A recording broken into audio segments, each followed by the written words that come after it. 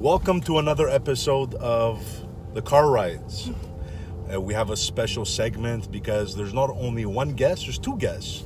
Welcome on the show, Alfee and Lindsay, right? Yes, that's right. Welcome. Thank you. We heard great things about you guys. Your mother is a legend in the real estate business in Montreal. Thank you. You're the second generation, correct me if I'm wrong? Exactly. So talk to us. Who are you and what do you do? Okay, so I'll give you a little bit of history. My mom is Alfee Kaufman. She's a big name in the city. She was the founding partner of the Sotheby's banner in Québec.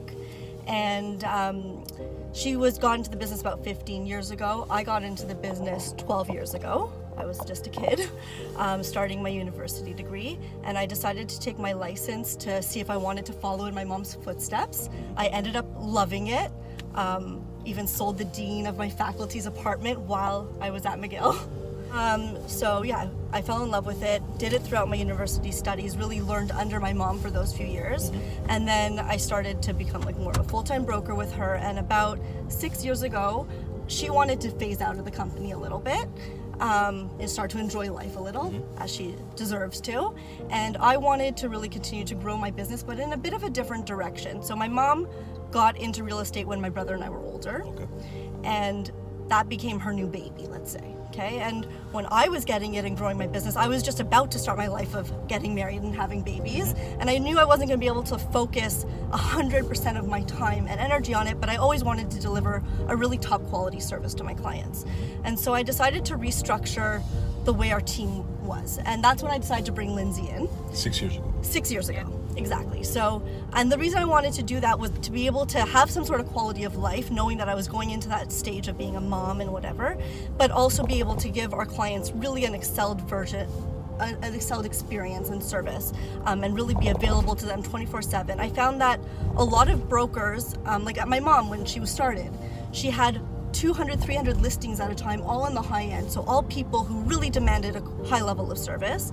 And it was her. They all wanted her. And that was back in the day when there wasn't much competition, right? Yeah, I don't know. There's always been competition, but she really changed the playing field in the way real estate was sold. Like, she was the first person to use like professional photographers, do colored ads in the Gazette. Sotheby's was really an international platform. And so it was, now there's, people have caught on to that, obviously, but she did change the way real estate was sold and took it away from being mom and pop.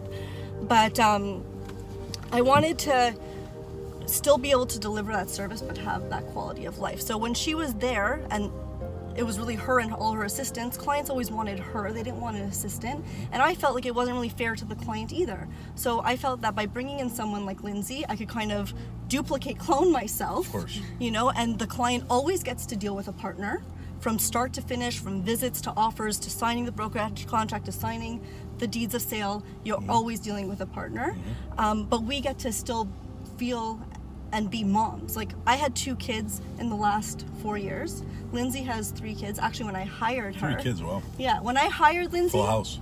Yeah, that's why this is not in our car, because it's full of car seats. But when I hired Lindsay, she was 9 months pregnant with her 3rd kid in 3 years, and I thought that she was a good idea to be my partner.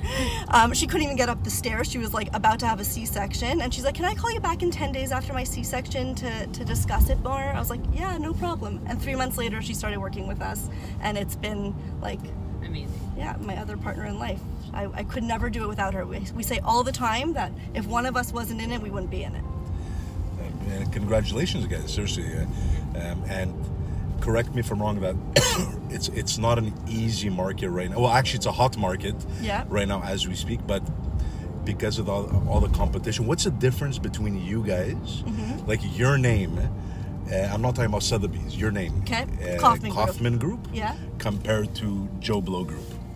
Like to anyone else? To anybody else. So there's several factors that differentiate us. Obviously, we're a luxury real estate broker. The fact that we are with Sotheby's, and my mother was the founding partner of Sotheby's, we really have deep roots internationally. So we actually deal with a lot of international buyers as well, and we're able to bring that to our more expensive properties. It's more luxury. It's more luxury. You don't do anything under 200 grand or something. 300K. No, it's not what we focus on, that's for sure. You can't buy anything under 200K. Yeah, no, exactly. Like, I would say that luxury isn't necessarily like a $500,000 apartment. We still sell those in the prominent areas and in nice buildings and things like that. but we do tend to focus on more of a luxury type of product. So that's one thing, and our marketing is really on an international level. Yeah, we're going to one of our listings. It's a brand new listing in Upper Westmount, 36 Sunnyside. My mother actually sold them the house right at the beginning of her career. Okay. And now they're ready to change. And what's the asking price? $6,995,000. What's your record so far in your career? My personal highest sale that I did the full transaction. Yourself and the firm. Okay, so my mom sold the penthouse at the Ritz several years ago, and I believe the price was $15 million. Okay, wow. My personal highest sale, was it St. Sulpice? Yeah. Was last year for $6.4 million. It was Max Pacioretty's house. Okay, nice. Yeah. So that was my highest, but we have a lot of really beautiful, expensive properties listed right now. This one that we're going to is one of them, but we have a gorgeous house on Redpath Crescent for $15 million. It's beyond insane. 15-car garage. We did an event. 15-car garage? Yeah. Integrated garage. Integrated. They blasted into the mountain. We did an event for McLaren there. Okay. In the garage. Thank you for inviting.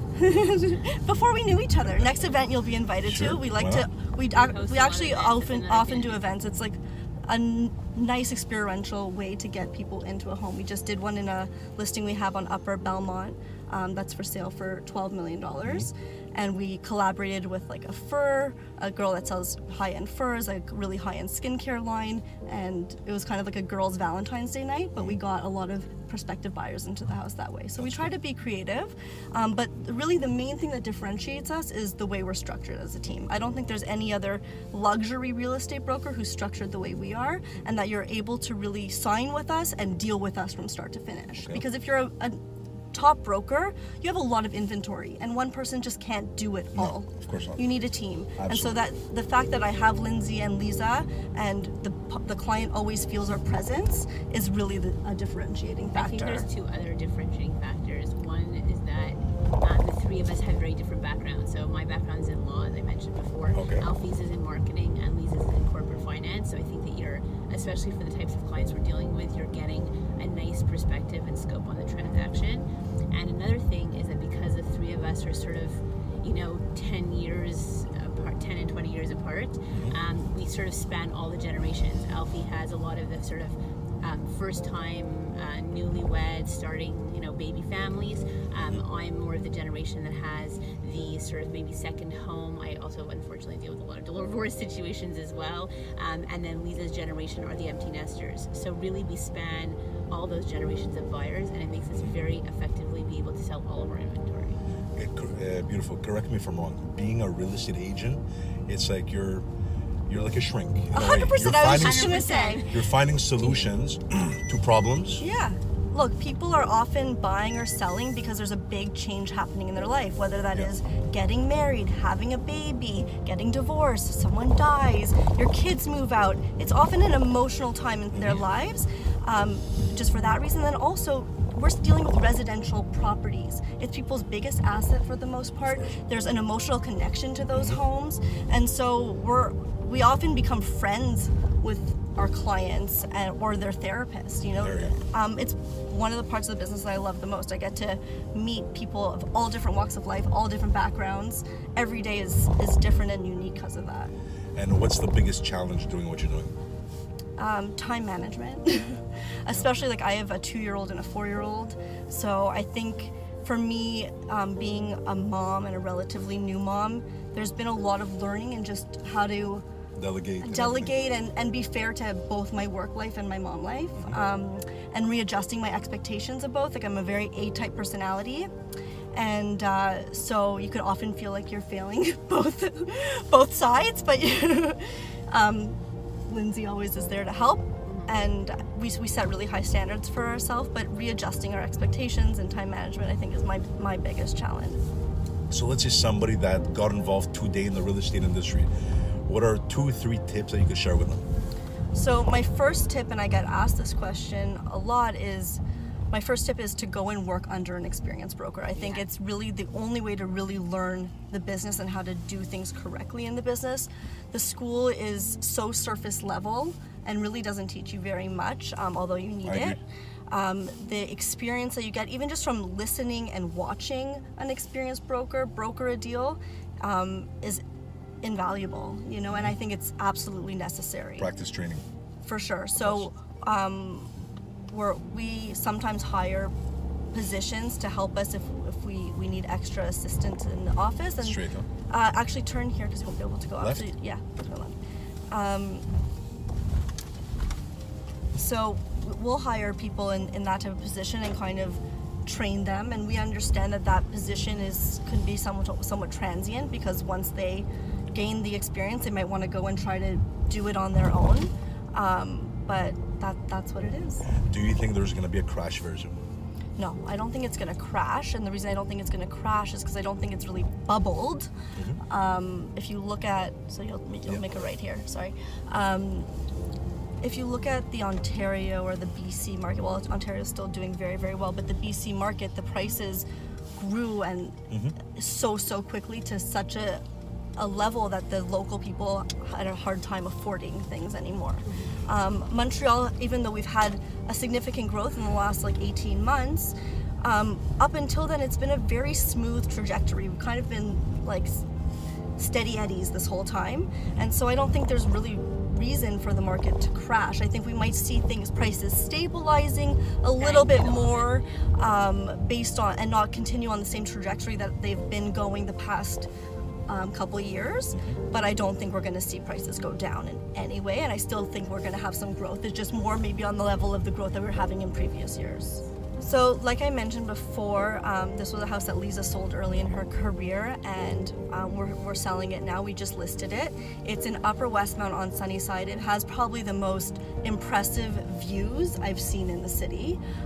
Truly panoramic views. You're going to make another right here.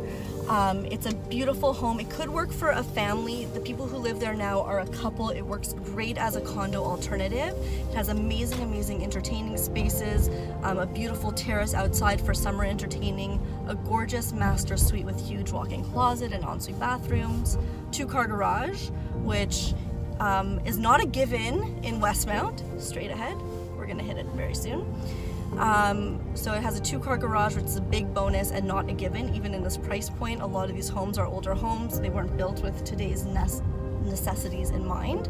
So the fact that it has a 2-car garage is a great thing. So yeah, I would say the biggest selling features of this home are the location, the views, the garage, and the layout.